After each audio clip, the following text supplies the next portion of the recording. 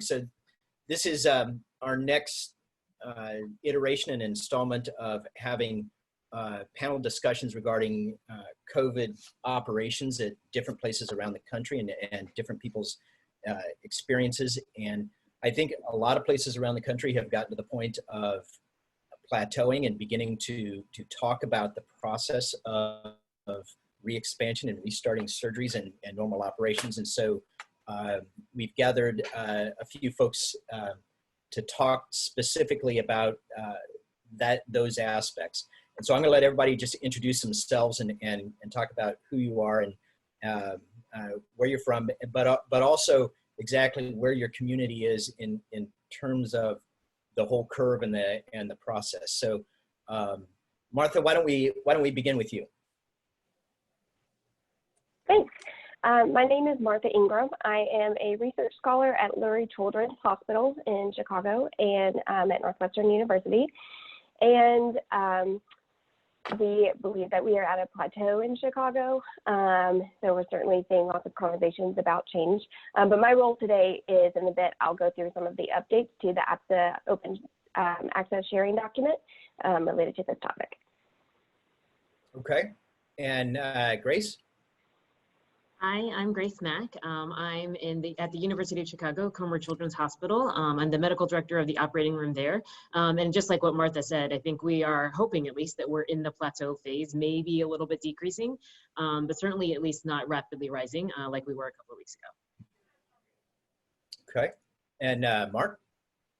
I'm Mark Slidell. I'm also at the University of Chicago, Comer Children's Hospital. And Grace and I work together here. Okay, sounds good. Sorry. So I'm just going to set the set kind of the parameters of the discussion and let each of you comment about your perspectives. But just to kind of frame the discussion here, hospitals around the country are having very similar challenges now, talking about expanding to 2A cases and then ultimately to Tier 1 elective cases. And the challenges get into a lot of the details of how to do this. And those details cover a whole broad range of challenges, from how good is our testing, how fast is our testing, what is the logistics, how do we sequence cases, are we opening clinics before we're opening the ORs, how do we deal with the backlogs that comes from the pediatricians' offices?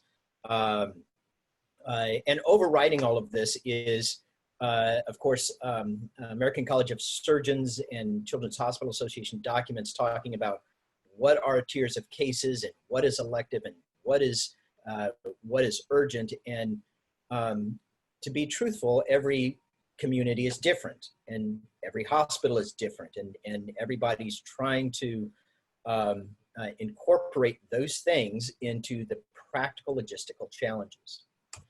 So for those who aren't aware, several weeks ago, we began to collect information on a spreadsheet detailing a lot of what just the community standards and guidelines and what everybody was doing. And Martha has been championing this, and there's a spreadsheet, it can be looked at on the APSA website, and she presented a lot of basic data. A week or two ago, we added to that spreadsheet parameters for expansion and starting cases again. So to start off the discussion, why don't I have Martha begin to talk about that spreadsheet and kind of what's there. All right, so again, this is off of the COVID-19 data sharing Google Sheet, and the responses were looked at as late as last night. So just to kind of set the stage, this is the number of COVID-19 pediatric cases that we see hospitals reporting on the data sharing document as of yesterday. So we can see that by far the median number of cases is 0, with an interquartile range of 0 to about 3. But that distribution looks very different, as you can see in the graph that is on the bottom left. Some places have, anywhere from 8 to 31, and it varies by institution. It looks like, we have 0 to 2 patients who may be in the PICUs with COVID, and to date, no institutions have reported that children are on ECMO for COVID. We added a question that asked if you had ever treated a patient for COVID-19 in your institution, and 11 of 13 respondents to that question said yes, they had. So that brings us to kind of where we are now. Pre-op testing has certainly improved. So in the podcast last week, we saw that, at that time, over 75% of hospitals were having to wait more than 12 hours for results. That has now decreased, and now the majority of institutions report they have less than 12 hours to wait. 40% of these institutions don't have to wait 6 hours, and about a quarter of them have reported that they have rapid testing available. There are still a certain number of institutions that are having to wait 12 hours or even still a couple of days, but some of this is that the data has not yet been fully updated in the spreadsheet, so this could be an underrepresentation. And it looks like people are trying to move toward testing all except emergent cases. Again, this question was not as updated in the spreadsheet right now, but we see that there is a growing number of people who are testing any semi-urgent or elective, hopefully elective cases in the future. I wanted to just spend a little bit of time focusing on some of the themes that came up around transitioning to opening up the operating rooms. So the majority of the 13 responders who answered these questions said that they are looking at scheduling some elective cases, but largely semi-urgent cases. In order to determine which cases can go, one institution is reporting a scoring system, which I think Dr. Slidell and Dr. Mack will get to later. Others are using vetting committees or defining a particular time frame that would be defined as time sensitive. Some institutions use 90 days, others are using a 6 to 8 week timeline. The main barriers that were identified include lack of operative space, particularly if ORs or ambulatory centers have been converted to inpatient units, lack of available nursing and OR staffing to be able to expand case coverage now, having concern over where to put the patients after their procedures, especially for time-sensitive cases. And then some institutions report that state regulations are conflicting with their ability to really open up the guidelines. Some suggested ways that institutions are looking at expansion are increasing the weekdays and potentially opening up operating rooms on Saturdays to accommodate more cases. Some institutions are saying, by day or by OR, this particular service can add up to 5 to 7 cases for the day in order to kind of help minimize the backlog of cases. And others are looking to where they can open up their ambulatory centers as sites of potential COVID-free procedures, potentially even for elective cases. With respect to Dr. Newton's question about in-person clinic visits, the general gestalt is that it's going to be a very slow and gradual process. So looking at scheduling urgent clinic visits or semi-urgent clinic visits are the highest of priority, with an intention to slowly start opening clinics potentially middle of May, potentially later than that. So just to summarize, we saw that there was a need to prioritize time-sensitive cases as part of the first wave of operative procedures. Many programs are looking toward expanding weekday hours or adding weekend hours to distribute the backlog. There's also interest in developing possible COVID-free surgical areas, but certainly particular barriers seem to be shared by all, which still includes some testing capacity restrictions, balancing the need to open up the operating room with state regulations about how much we can do, and allocating hospital resources and staffing appropriately and judiciously. So that's where we are right now. It's a tremendous amount of work, and this stuff will ultimately also go up on the ABSA website to accompany all of the spreadsheet work that you've already done. So congratulations, Martha. It's nice to be able to gather some of this stuff. So let me get Grace and Mark to begin to comment. And people may wonder why Chicago. I think you guys have done a lot of very diligent work thinking about these problems, and thus trying to showcase and highlight what you've gone through to share with everybody else. So can you guys begin commenting locally in your hospital the the barriers that Martha was talking about and problems that you saw specifically with kids? And Grace, you're the OR director. Why don't I have you comment on that one? So as we sort of were looking not only on how to schedule during like our peak pandemic or like our surge, we were looking at how to best prioritize cases. And we originally actually started with just a shutdown of anything that was not emergent and urgent. And so then all of those cases were getting deferred. And then as we saw sort of how the pandemic was progressing, we saw that we had some ability to actually do a little bit more cases, particularly ones that were like cancer or more time sensitive. And so we needed a way to be able to prioritize those cases and not only look at the case itself and its effect on the patient, but then also the risk to the healthcare workers, resource utilization, blood bank, blood transfusions, and that sort of thing. And so then that's when one of our other colleagues on the adult side had developed this scoring system. And I'll let Mark talk a little bit more about like how we modified that for peds. But just in talking about the barriers that you asked about, Chris, initially a lot of it obviously was about resource utilization and really prioritizing to keep the hospital as open as possible for COVID positive patients. In our children's hospital, we're all in the same big medical center. And so we also tried to keep our ICUs as open as possible. And that was part of the reason for us also limiting our operations, is to try to keep that area open for them for any surge that could come over. And so, as we were looking about advancing up and adding more cases, the other things that I think to Martha's point that a lot of people had issues with is one, like the government orders, right? So like in Illinois, our stay-at-home order has been extended to May 30th. And then also just looking at social distancing, right? So we only are allowed one visitor per patient. And then also like your waiting areas, where you are in the operating room, all of that, like with social distancing, also would limit how many cases you could really do. And so a lot of that we were looking at. And then in talking about testing, that was something we also talked about. Do you test all of the healthcare workers? Do you test every patient and their visitor? What is the capacity of that, et cetera? And so those are all the different sort of things, I guess, that we were initially looking at. And you are right now, you guys are doing tier 2A cases. You have not begun doing electives yet. Correct. Right now, we're doing all medically necessary time-sensitive cases. We're trying not to use the word elective so much, but right, any case like that's truly what we define as elective, like an umbilical hernia or a circ, is not getting done. But like a metastatic osteosarcoma in lung that has completed chemotherapy, like those are getting done.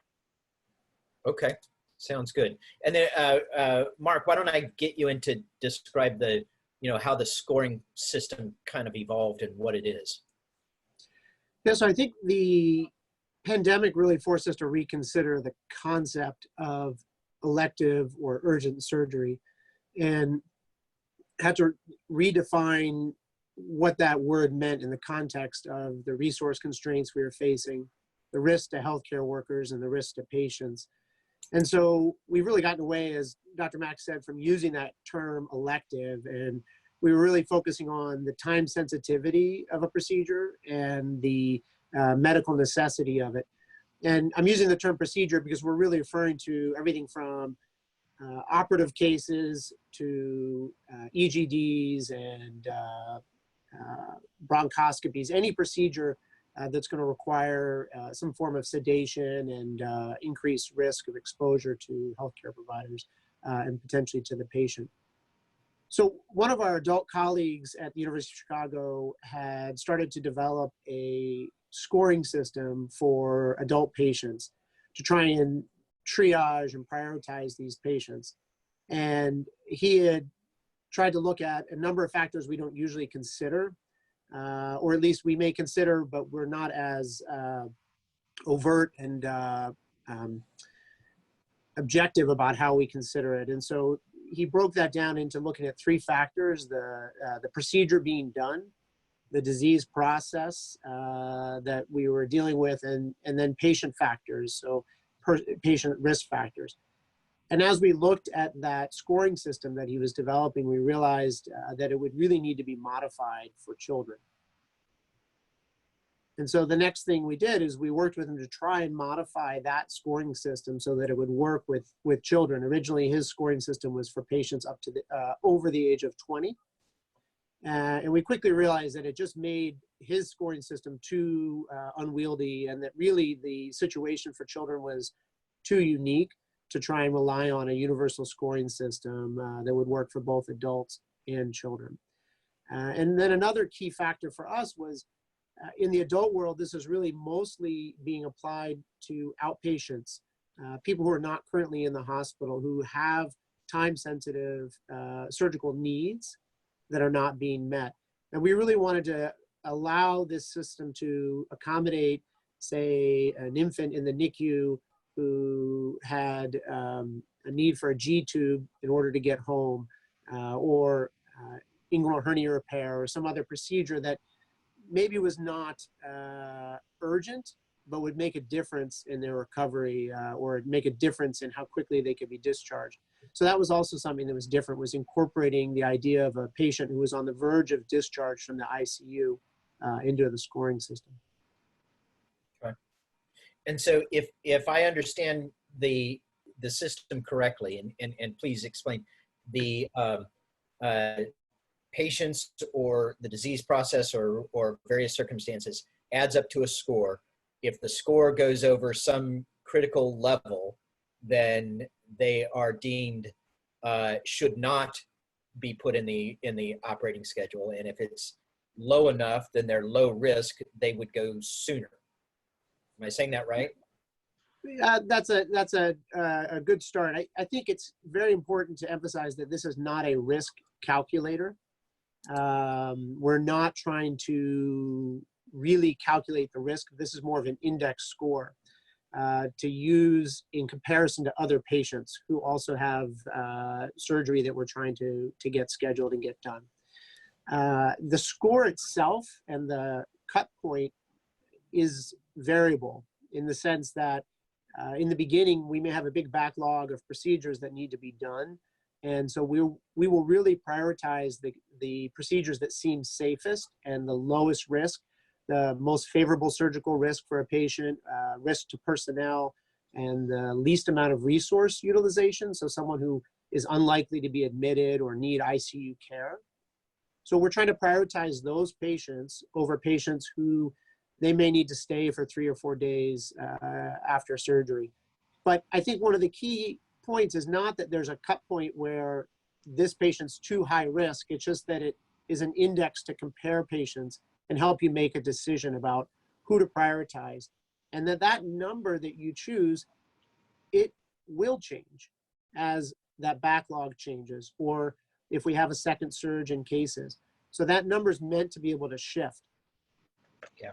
And have you guys at your current operations at, doing your semi-urgent level cases, have you begun using it already? Yes. We have. Yeah. And one of the things I would also sort of add to what Mark said, Chris, is that, one, we ask every surgeon to complete that worksheet so that it has like the score at the end. And then that is reviewed by their section chief. And then that's further reviewed by our sort of like executive committee, where it's like myself, the head of the operating room on the adult side, and then like the chair of surgery. So it's sort of vetted by like multiple levels. And so then to also somewhat decrease some of that subjectivity, because there's always going to be some subjectivity, right, in sort of deciding how time sensitive a case really is. And so that allows for, by filling out that sheet, that also allows a way to start that discussion. But it is vetted by multiple people. Yeah.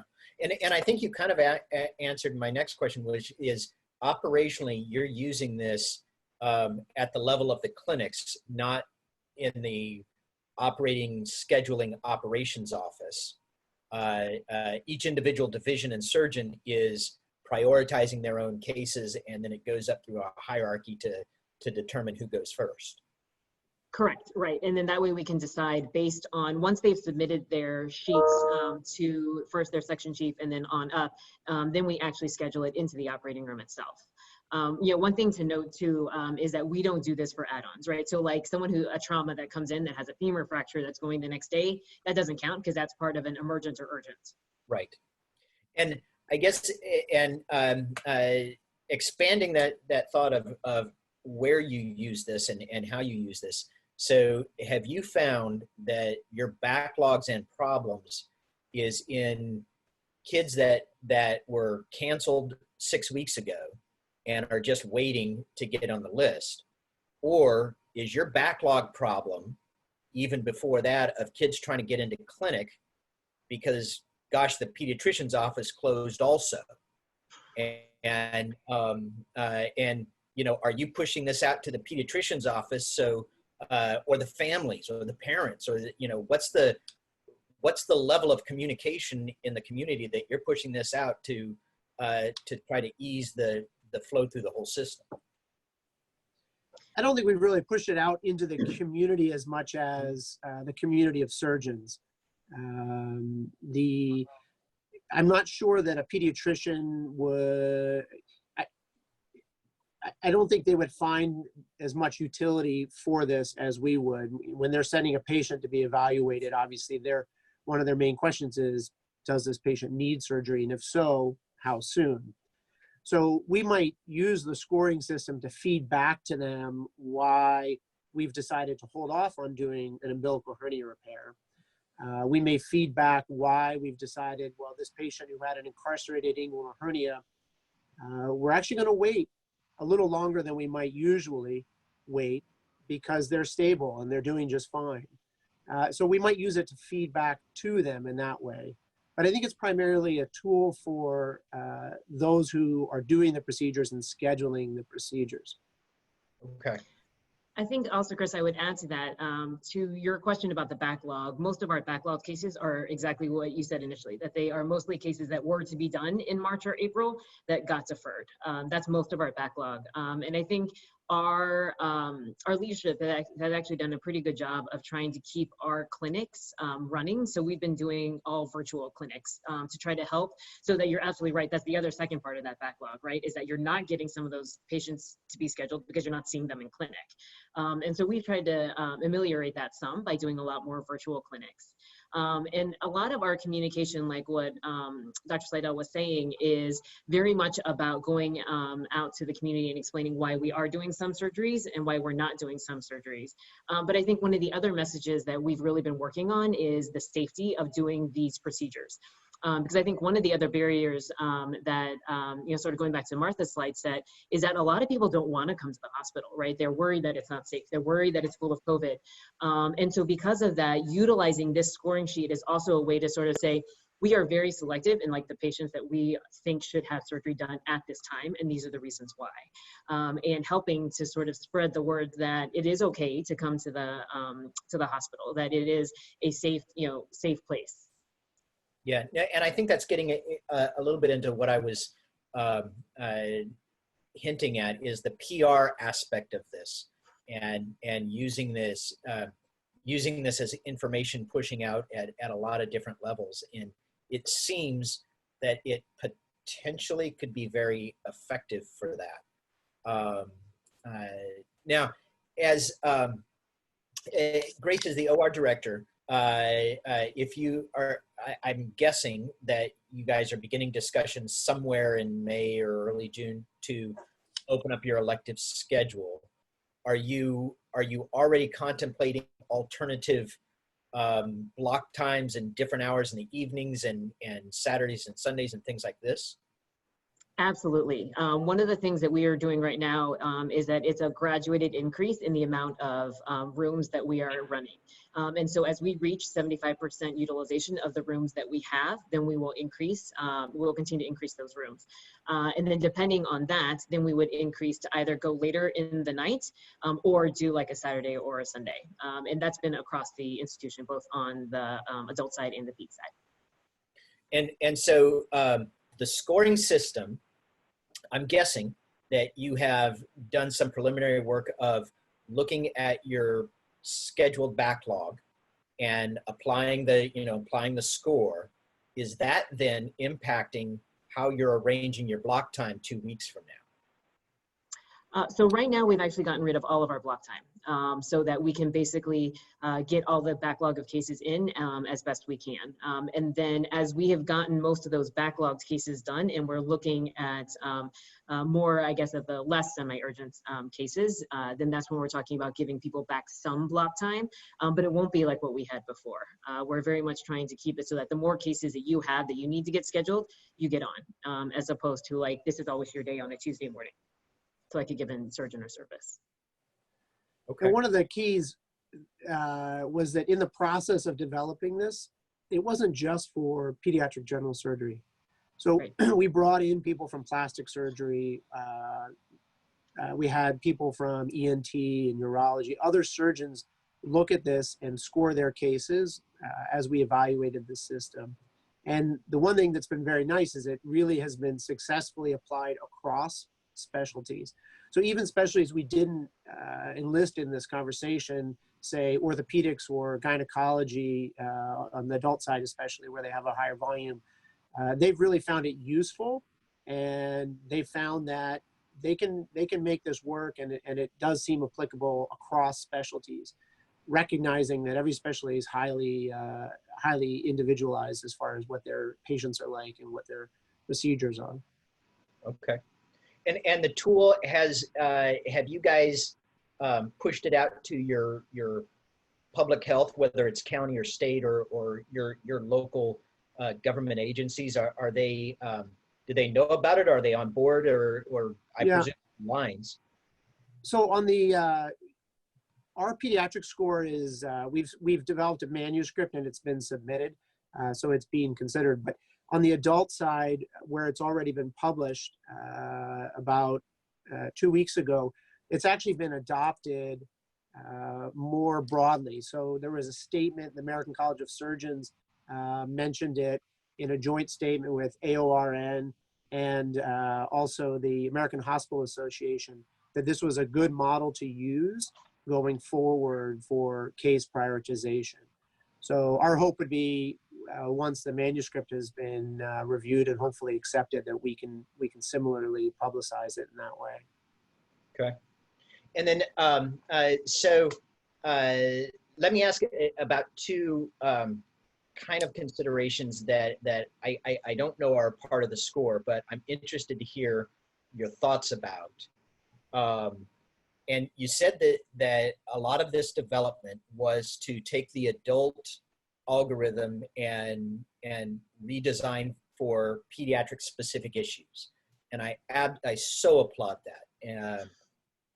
As one of the pediatric specific issues that you don't see as much in adults is social challenges. So diversity issues and you know, kids traveling a long distance and, you know, financial implications and big families that create problems of getting into pre-op and scheduling surgery. And, you know, there's just a myriad of events that we live day to day for kids that just don't happen in adults.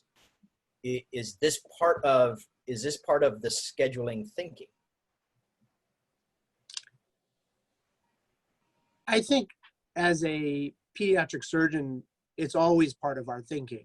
And so we haven't overtly created a way to score that per se, but as we think about each procedure, we are already thinking about length of stay. We're already thinking about all of these social factors that you're referring to. And so it's a very interesting point because we haven't overtly accounted for it, probably because as pediatric surgeons, we are doing that mental calculus every day on our own. Right. But that's a very interesting point. Right. And the second one that I wanted to question is the financial implications. And you know, this is a factor that none of us wants to make medical decisions based on financial pressures, and we don't want to go there. But it, you know, it is a reality in terms of ramping things back up and the financial health of every hospital in this country that right now is struggling.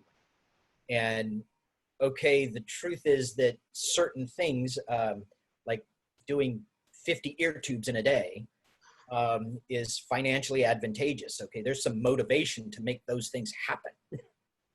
How does that play into all of your thinking of these algorithms? I think for us, the really nice thing about our institution is, at least from a leadership standpoint, 100%, like there has been that discussion of the financial impact, et cetera, but there's also been very much a edict of safety first, right? And so that's one of the nice things I think about having this scoring system, is because it very much makes you sort of think about that. Like, how medically necessary and time sensitive is this actual procedure? And so that it kind of makes you take some of that financial push out of it. And because our institution has been gradual about increasing the amount, you couldn't do all the elective cases that you wanted to anyway, because there's not the available space for it, because you only have enough for the medically necessary ones at this point. I think the other thing to add in that we hadn't yet talked about is that because of the risk of aerosolization and exposure with intubations and extubations and that sort of thing, the efficiency of the operating room is also nothing like it once was, right? So to your point about the ear tubes, in my discussions with our ENT docs, you know, they can't do a whole day worth of ear tubes anymore because of the time that it takes that for intubation to try to have, you know, clear the room, decrease the risk of exposure, extubation, the same thing. And, you know, and then also if there's anyone that's a PUI, then automatically they have to be in an isolated room. And so all that kind of decreases some of the efficiency of the operating room as well. And so some of that also goes into how we plan the operating room. Okay. I think also to follow up on what you had asked, the financial side, we worry about it appearing unseemly, or we worry about people focusing on that. And so I think one nice thing about the scoring system is, in some ways, it takes that out of the individual surgeon's hands by having a somewhat objective measure of the medical necessity of the procedure and the time sensitivity of it. And then to have that scoring reviewed by someone else, I think it really helps the surgeon not feel that they have to make that decision alone. And so really that ethical burden is in some ways alleviated from the individual surgeon. And that's a nice thing about it. Yeah, no, and I agree. I ethically like it not being part of the conversation in terms of, are you going to do it or not?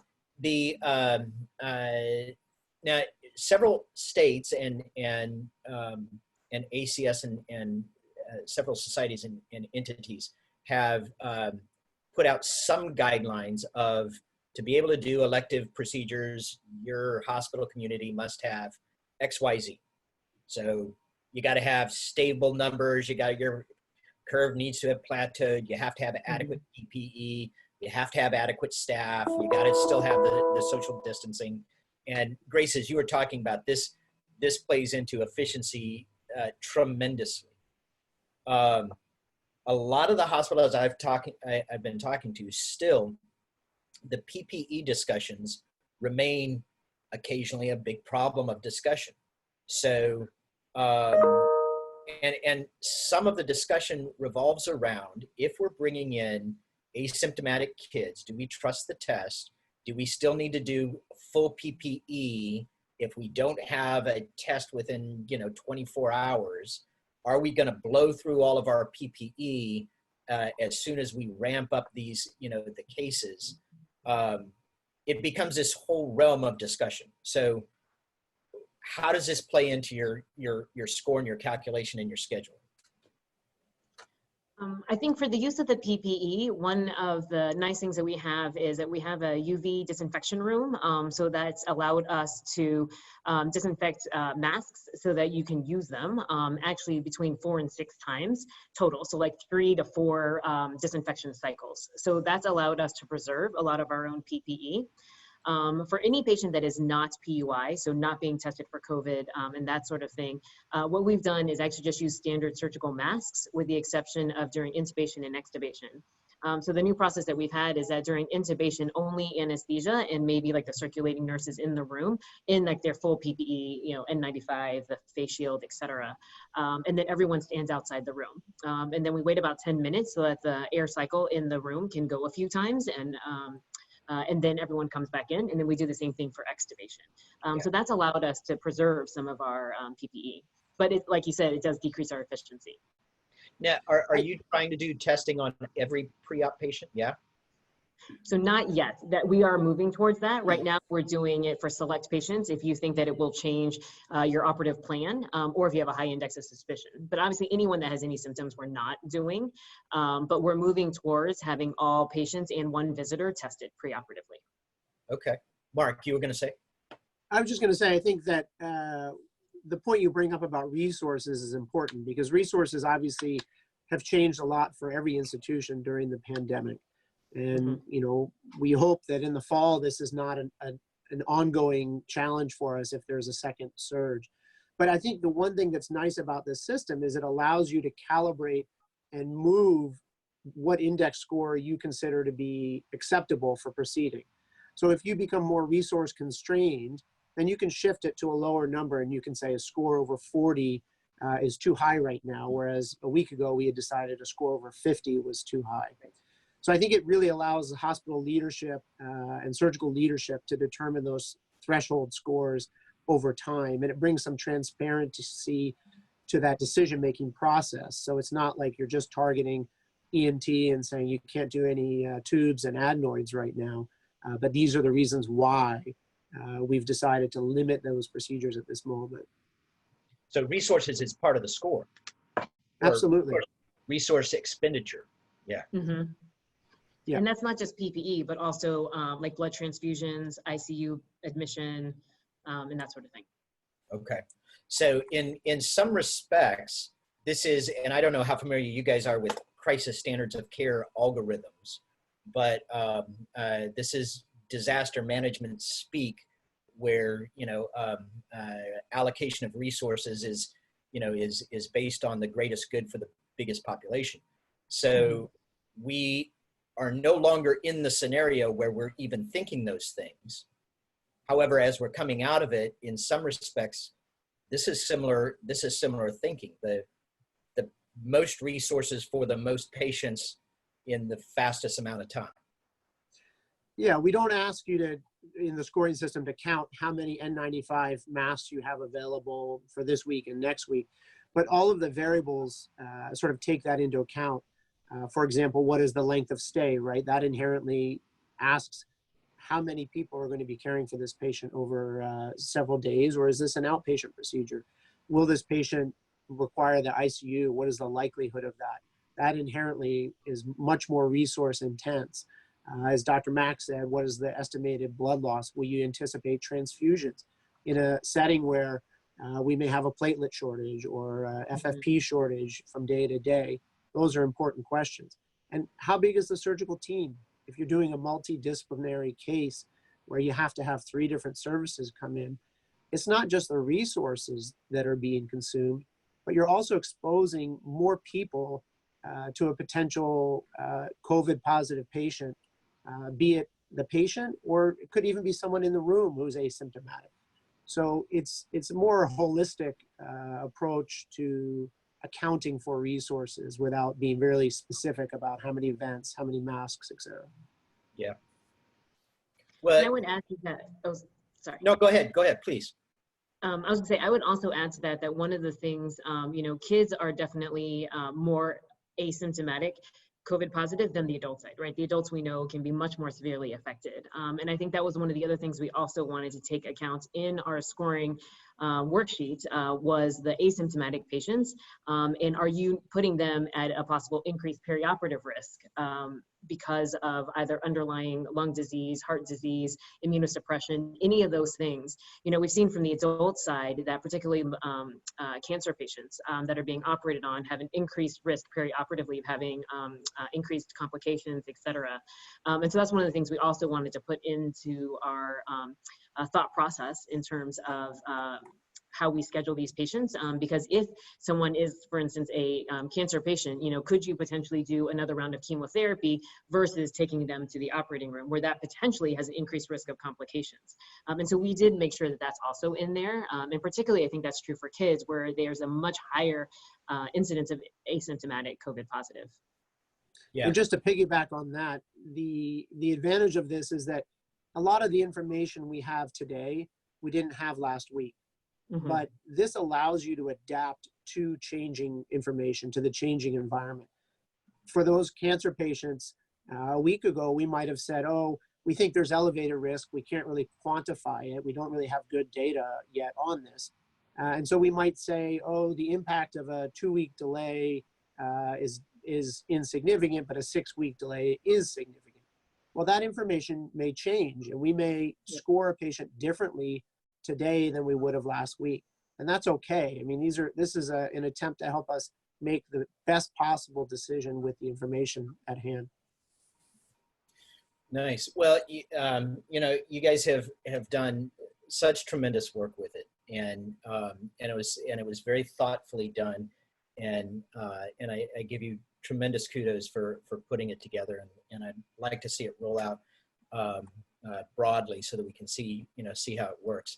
As kind of wrapping the discussion up, I'm interested to hear the kind of the human wellness piece of all of this as you guys are experiencing reopening. And what I'm getting at with this is whether it's nurses or anesthesiologists or surgeons, the amazing soup of anxiety over everything we do is just overwhelming.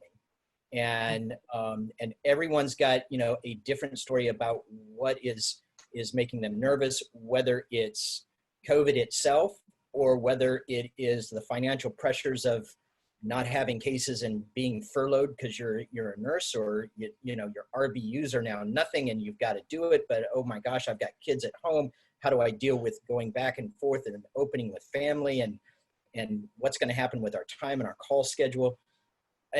All of these things.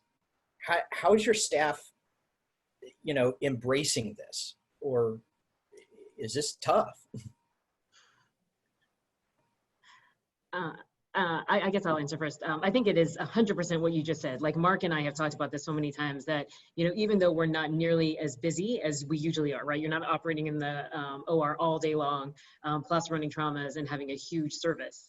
But the stress and the anxiety of just being on call and I think really allaying some of those fears is tremendous. And I think that as a group, we've done a pretty good job of trying to support each other and help each other as much as we can. And, we're lucky because our institution is a little bit smaller. And so you're able to have a little bit more of that connection with the nurses and, both in the operating room, the pre-op area, the PACU, our fellows, our residents, to really try to buttress that up as much as possible. And we've had lots of different, Zoom meetings for like ethics discussions where I think people can really talk about some of these dilemmas that they're facing, and multiple different like wellness seminars and that sort of thing. And I think, really them also knowing that everything that we're doing is trying to keep them as safe as possible, I think is also huge, right? So rather than just opening up to all elective cases and just everyone going back to normal, it's been a very graduated increase. And I think having the score sheet also helps with that, because it also tells people that we are very thoughtful and thinking about your safety and the patient's safety and our institution. And I think all that has helped as well. Yeah, I think the thing that's so interesting about this is that even going to work where you are interacting with other people, it is still a very isolating situation. There are fewer people here. It just feels different. And the Zoom meetings are helpful. It's nice to see each other, but it's just very different when you see someone face to face, and we're all really looking forward to that. I think one thing I really worry about is as the peak flattens and as we start to come down the other side of this peak, I really worry that we don't allow history to repeat itself. You read about the 1918 pandemic and the second surge and people prematurely loosening restrictions. And I just really worry that, just like the analogy of when if you climb a mountain, that it's always more dangerous on the way down. You're feeling good about yourself. You've accomplished something. Adrenaline's high. You're in a hurry to get back to normal. And I think we just have to really take our time getting back to normal. It's another analogy as a surgeon would just be a long case. You have to remind yourself every once in a while to stop, pause, and reflect on what is left to do. Be really thoughtful about those last few things. If you're about to do the anastomosis after a long case, maybe take a break and make sure you're ready for it. Or when you're closing the abdomen, to really be careful that you're being as attentive to that portion of the procedure as you were to your anastomosis. So I just hope we're all really thoughtful as we come out of this peak, and that we don't end up with a second surge. And if we do, that it's not as large as this one. Yeah, it's very well said, Mark. Thank you.